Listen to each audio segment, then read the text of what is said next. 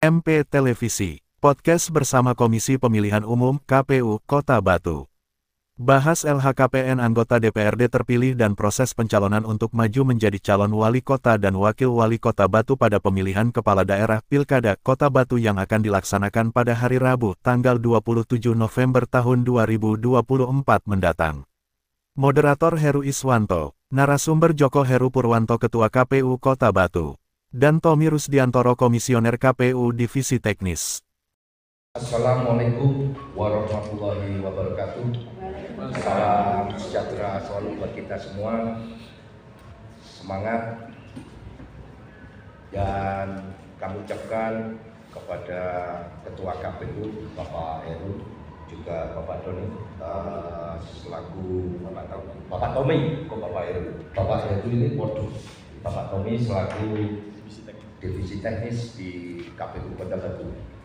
Kami hadir di kantor KPU Kota Batu ini tak lain dan tak bukan tetap pembahasannya dalam kontestasi pilkada secara nasional di wilayah Kota Batu.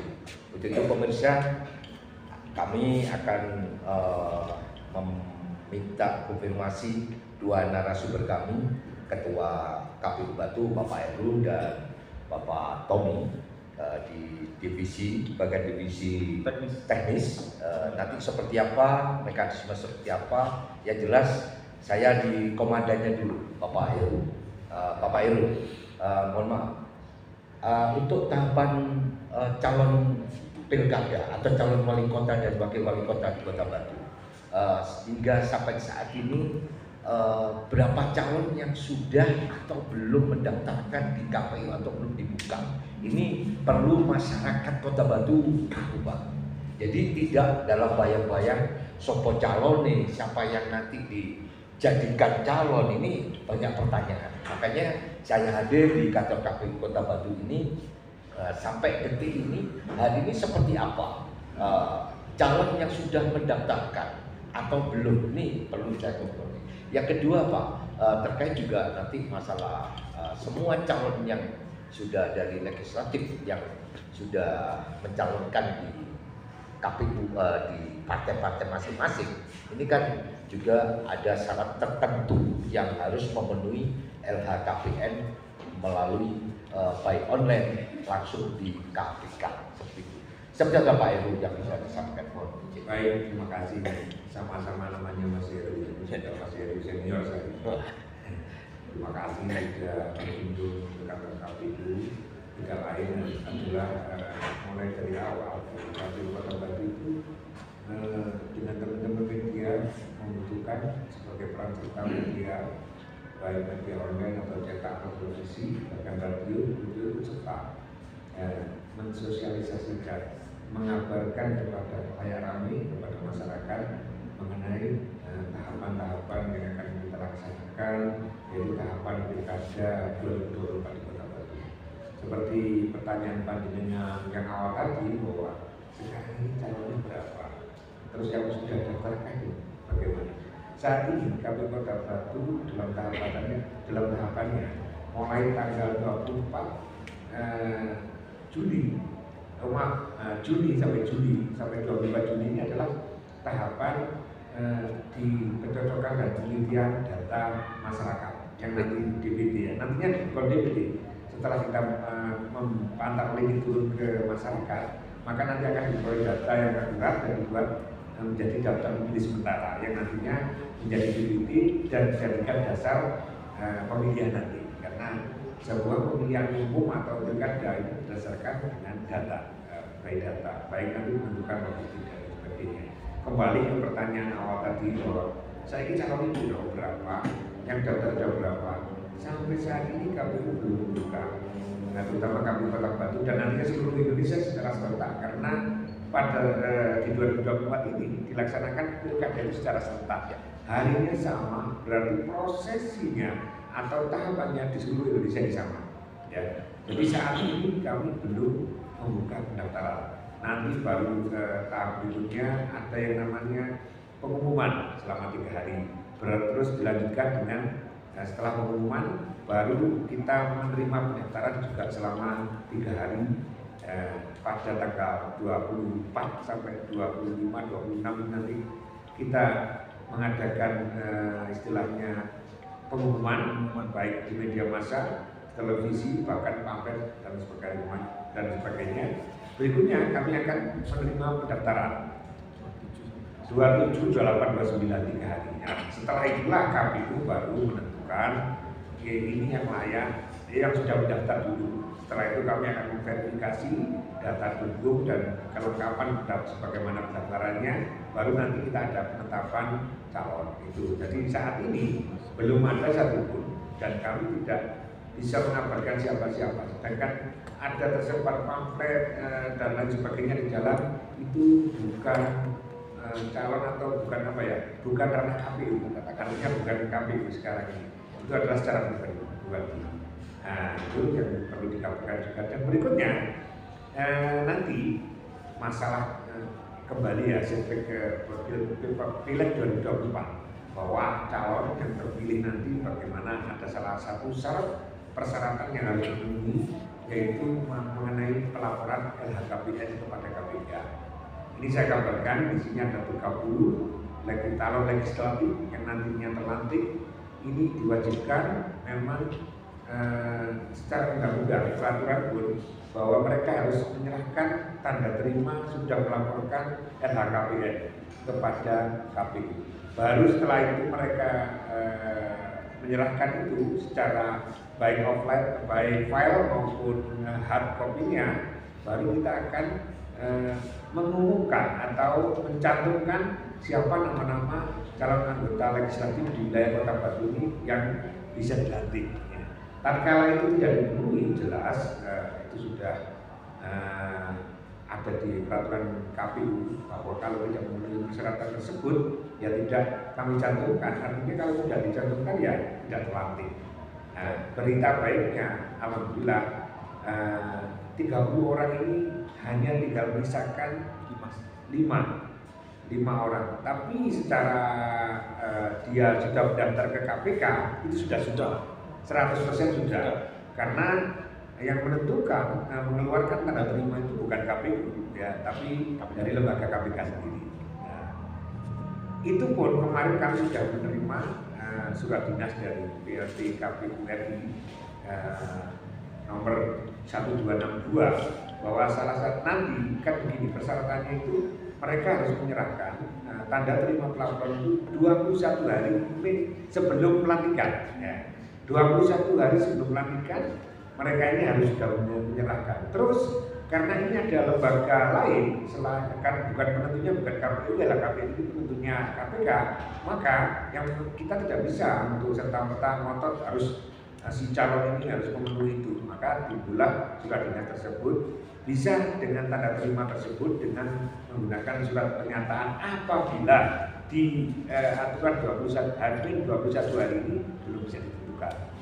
Nah, itu salah satunya begitu. Jadi secara ya mereka ini sudah melaporkan dan masih ada waktu. Dan untuk kapan waktunya, tentunya dalam pelantikan calon anggota dewan ini nanti yang menentukan adalah di bagian pemerintah di provinsi, bukan kami lagi. Jadi kami pun akan berkoordinasi kapan dilantiknya dan kami akan segera menentukan kapan batasan H-21 itu. Kalau kita belum menerima surat secara resmi dari pemerintahan provinsi ya bahwa nanti pelantikannya kapan, tapi beritanya yang beredar kali ini dan belum bisa dipedomani itu nanti tanggal 32 Agustus. Informasi awal itu, tapi kami harus memastikan dengan menerima surat resmi. Nanti pun melalui bukan dari provinsi Jawa Timur ke kami, dan kami melalui KPU, ya, melalui KPU RI, KPU provinsi baru ke kami, karena kami lembaga tidak. Saya kira itu untuk berita awal atau informasi awal. Siap. Berarti ini Pak, saya garis bawahi terkait dari estimasi waktu 21 hari ketika para calon legislatif yang sudah terpilih sudah memenuhi syarat LHKPN yang notabene masih menyisakan 5. Artinya 5 ini sudah menghadap atau melaporkan. Apakah ada kisi-kisi laporan khusus Pak yang 5 ini? Atau ketika tidak memenuhi syarat diskualifikasi atau bagaimana? Mau diterangkan? Baik, mereka semua 30 orang ini secara yang 5 ya, yang 25 kan sudah bisa semua. Yang 5 ini sudah mengirimkan bukti bahwa dia sudah melaporkan kepada KPK. Itu yang pertama. Yang kedua, membuat surat pernyataan, ada surat pernyataan bermaterai bahwa saya sudah mengurus dan telah melaporkan. Nah, ini kan sudah sah. Ini 2 dengan 2 ini sudah sah. Makanya saya katakan kemarin di laporan dulunya secara dia 100% tidak bisa kita mencantumkan nama-nama beliau. Namun masih ada waktu sampai kurang lebih nanti tanggal 9 Agustus. Nah itu baru kita menentukan mengeluarkan melalui pleno kami akan mengeluarkan surat keputusan atau produk hukum yang menyatakan 30 orang tersebut tercantum dalam hal untuk melanjutkan pelantikan. Siap. Terima kasih Pak Heru. Ya. Sementara itu, coba saya sekarang bergeser kepada Pak Tommy di bagian divisi. Mungkin Pak Tommy ini bisa menjelaskan secara global aja bagaimana hukum-hukumnya atau tata caranya ketika ada calon wali kota maupun wakil wali kota yang akan mendaftarkan kurang persyaratannya atau sudah menjabat sekian-sekian. Itu mungkin Pak Tommy bisa menyampaikan kepada khalayak publik. Monggo Pak Tommy waktunya. Baik, terima kasih Mas Heru telah diundang dihadirkan di podcastnya apa nama podcastnya? Siap TV. Siap TV. Di kesempatan ini mungkin ini yang kedua kalinya ya kita bertemu bersama. Di kesempatan pertama kemarin saya telah mensosialisasikan terkait KPU 8 itu adalah aturan main, rule dari KPU. Selain ada undang-undang di atasnya, nanti juga pasti akan ada petunjuk teknis terkait dengan bagaimana pencalonan ini. Jadi prosesnya akan panjang.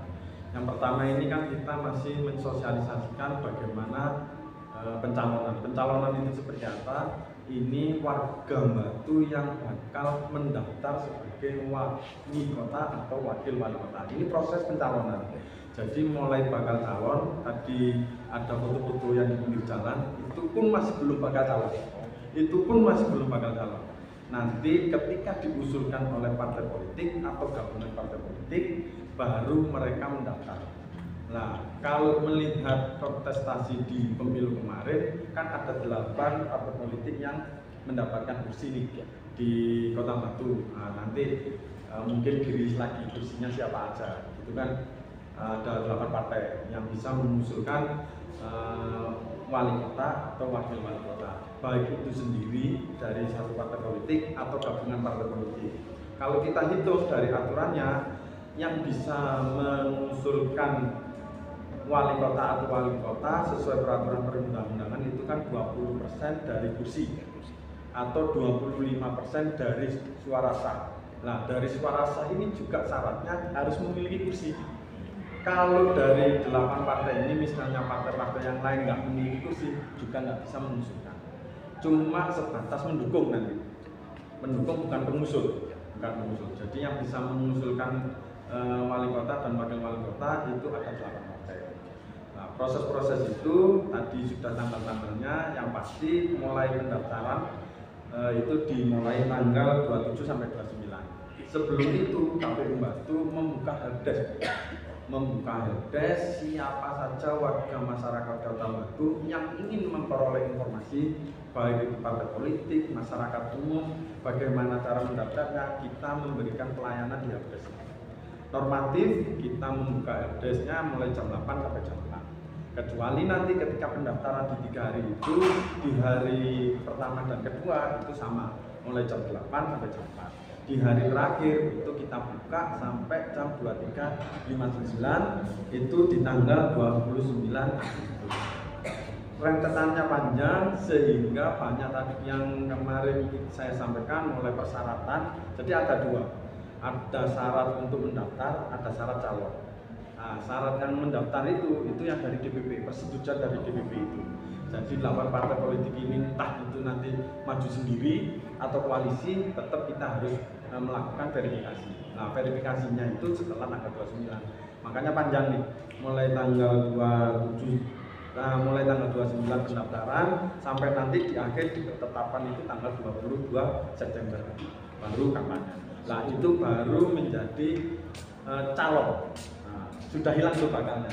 Kalau sudah ditetapkan di tanggal 22 September, sudah menjadi calon wali kota atau wakil wali kota yang ikut kontestasi di 2024. Mungkin itu dulu ya.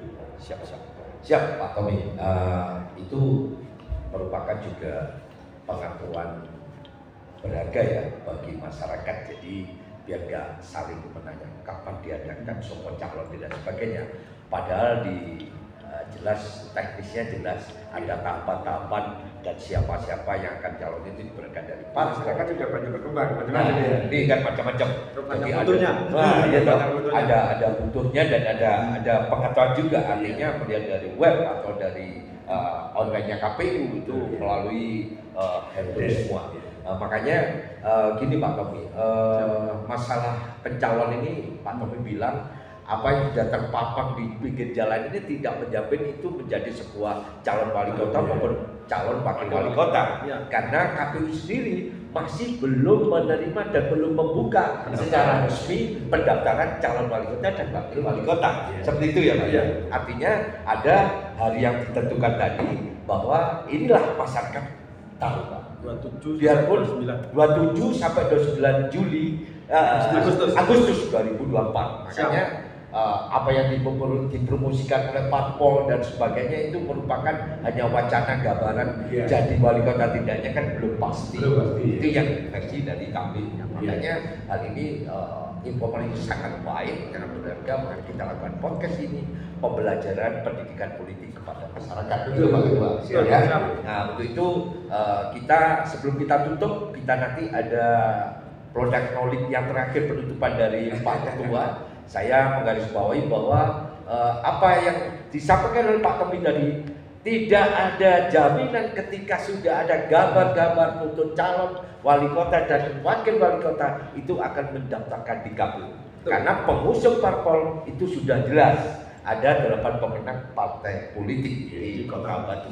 Untuk itu Pak Heru mohon bagaimana garis besarnya penutupannya untuk tahapan pilkada calon wali kota di Kota Batu ini. Baik, terima kasih Heru dan Siap TV yang sudah membagikan ini untuk masyarakat. Jadi saya menghimbau berharap kepada seluruh masyarakat dimanapun, khususnya masyarakat Kota Batu, tentunya dimanapun Siap TV ini bisa diterima. Mari kita sama-sama mensukseskan pilkada 2024 dengan tentunya kita menyaring, kita memilih, kita menyeleksi bagaimana calon pemimpin kita ke depan. Karena dari pilihan panjenengan ini 5 tahun ke depan kebijakan pemerintah dimanapun, apalagi di Kota Batu ada di tangan panjenengan semua. Jadi mari kita sukseskan, kita cari pengetahuan sebanyak-banyaknya mengenai pilkada ini.